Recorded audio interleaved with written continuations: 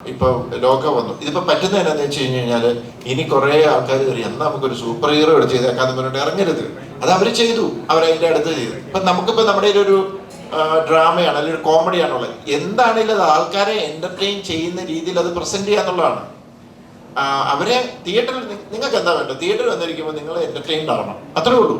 അതിന് സ്ക്രിപ്റ്റിങ്ങിൽ സമയമെടുത്ത് അതിൻ്റെതിനായി വർക്ക് ചെയ്ത് കഴിഞ്ഞാൽ അതിൻ്റെ റിസൾട്ട് കിട്ടുമെന്ന് വിശ്വസിക്കുന്ന ഒരാളാണ് ഞാൻ. പിന്നെ എന്നോട് ചോദിച്ചു കഴിഞ്ഞാൽ എനിക്ക് എല്ലാ ടൈപ്പ് ജോണേഴ്സ് ചെയ്യണമെന്ന് ആഗ്രഹമുണ്ട്. ഇപ്പം ഇത് പ്രശ്നം വെച്ചാൽ ബാക്ക് ടു ബാക്ക് ത്രില്ലേഴ്സ് വരുന്നു. ഇതൊരു 2-3 വർഷം മുമ്പുള്ള സബ്ജക്ട്സ് ആണ്. ഇപ്പം ഞാൻ ഈ അന്നോട്ട് വർക്ക് ചെയ്തൊക്കെ തുടങ്ങി വന്നതാണിത്. ഇപ്പം ഞാൻ വർക്ക് ചെയ്തുകൊണ്ടിരിക്കുന്ന ചില സബ്ജക്ട്സുകളുണ്ട്, അതിനകത്ത് കുട്ടികളുടെ സിനിമയുണ്ട്, അങ്ങനത്തെ ഒരു ഡിഫറെൻ്റ് ആയിട്ടുള്ള ജോണറുകൾ.